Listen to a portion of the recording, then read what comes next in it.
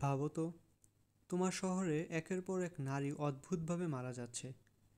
লাশগুলো দেখতে একেবারে স্বাভাবিক, কোনো রক্ত নেই, কোনো আঘাত নেই, কিন্তু কিছুক্ষণের মধ্যেই পুরো শরীর অস্বাভাবিক কালো হয়ে যায়। ডাক্তাররাও ব্যাখ্যা দিতে পারছে না, পুলিশও হতবাক। কেউ বলছে এটা নাকি বিষ, কেউ বলছে কোনো অতিপ্রাকৃত শক্তির কাজ। হ্যালো বন্ধুরা, আজ আমরা আলোচনা করব একটি ভিন্নধর্মী তামিল মুভি মার্গান নিয়ে। 2025 সালে জুন মাসে মুক্তি পাওয়া এই সুপার ন্যাচারাল ক্রাইম থ্রিলারটি পরিচালনা করেছেন লিউ জন পল। মুখ্য চরিত্রে আছেন বিজয় অ্যান্টনি, অজয় দিশান সহ আর অনেকে।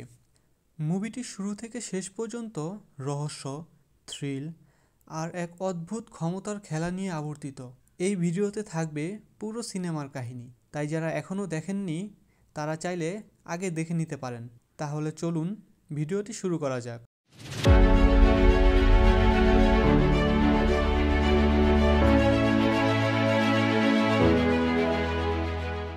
গল্পের কেন্দ্রীয় চরিত্র ধ্রুব, এক অভিজ্ঞ পুলিশ অফিসার যার জীবনের গভীরে লুকিয়ে আছে এক দুঃসহ ট্র্যাজেডি।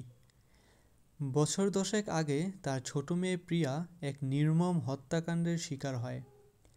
সেই বেদনা আজও তাকে তাড়া করে বেড়ায়। অন্যদিকে আছে তামিলা রিবু, একজন প্রতিভাবান সাঁতারু। তার অসাধারণ স্মৃতি এবং পানির নিচে দীর্ঘ সময় দম ধরে রাখার ক্ষমতা গল্পের সবচেয়ে বড় মোড়কে রূপ দেবে। এছাড়াও আছে রামিয়া, যাকে কেন্দ্র করে রহস্য শুরু হবে। তার বয়ফ্রেন্ড কার্তিক, তামিলা রিবুর বোন আখিলা, ডাক্তার শালিনী আর রহস্যময় ভেনিলা, যাকে ঘিরেই মূল ক্লাইম্যাক্স তৈরি হবে। এবার শুরু করা যাক আসল গল্প। মুভির শুরুটা হয় একটা কাপলকে দেখিয়ে। তাদের কথোপকথনে বোঝা যায় যে তারা যে কোনো একটি পার্টি থেকে আসছিল। ছেলেটার নাম কার্তিক এবং মেয়েটার নাম রামিয়া। কার্তিক রামিয়াকে তার বাসার সামনে এসে ছেড়ে যায়। রামিয়া যখন নির্জন রাস্তাটি ধরে একা হাঁটছিল, তখন হঠাৎ একটি লোক তার উপর আক্রমণ করে বসে। তার শরীরে অদ্ভুত ধরনের ইঞ্জেকশন পুশ করে। পরের দিন পরিচ্ছন্ন কর্মীরা রাস্তা পরিষ্কার করার সময় ডাস্টবিনে লাশটি খুঁজে পায়। পুরো শরীর কালো হয়েছিল। এই হত্যাকাণ্ডের খবর পেয়ে ধ্রুব চেন্নাইয়ে আসেন, কারণ রামিয়ার মৃত্যুতে তিনি তার মেয়ে প্রিয়ার হত্যার অদ্ভুত মিল খুঁজে পান। রামিয়ার বয়ফ্রেন্ড কার্তিককে জিজ্ঞাসাবাদ করা হয়, কিন্তু তেমন কোনো প্রমাণ পাওয়া যায় না। এদিকে একটি হুডি পরা ছেলের সিসিটিভি ফুটেজ পাওয়া যায়, যাকে দেখেই সন্দেহ পড়ে তামিলা রিবুর ওপর। কিন্তু সত্যি কি সে খুনি? এখানেই গল্প ঘুরতে শুরু করে। ধ্রুব তদন্তে নামেন গভীরভাবে। তিনি একটি গাড়ির ধুলোমাখা আয়নায় বিশেষ এক নকশা দেখতে পান, যা তদন্তকে নতুন দিকে ঘুরিয়ে দেয়। এই সূত্র ধরেই পৌঁছে যান তামিলা রিবুর কাছে।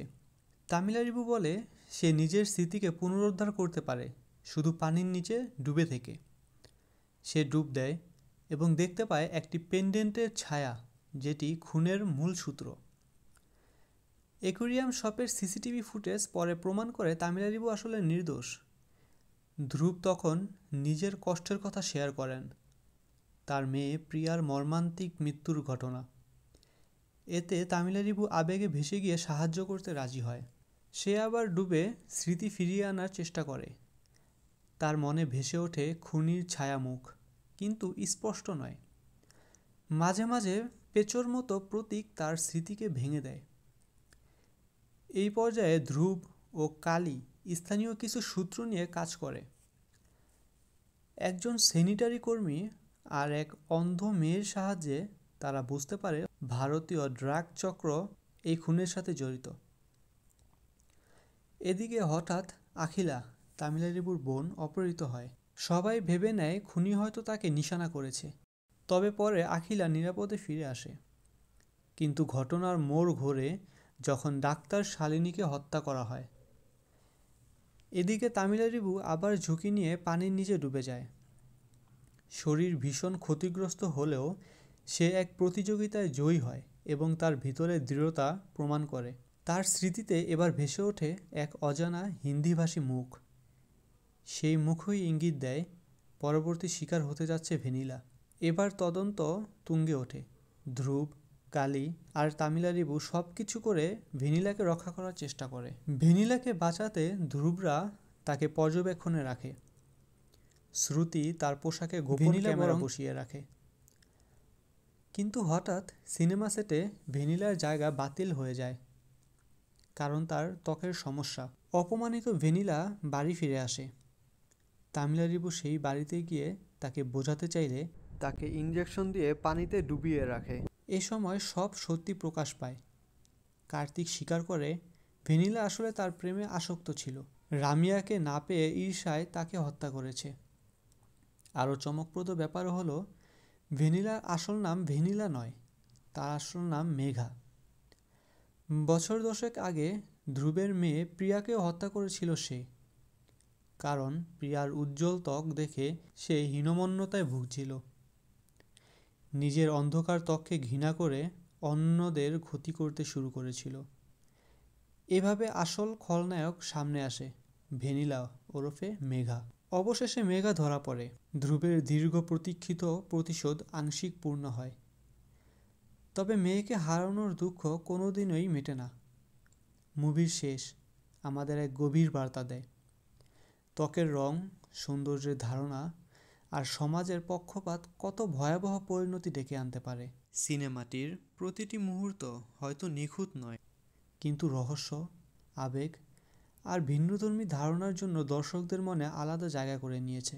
বন্ধুরা, এটাই ছিল মার্গান সিনেমার পুরো কাহিনী। আপনাদের যদি ভিডিওটি ভালো লেগে থাকে অবশ্যই লাইক ও সাবস্ক্রাইব করবেন।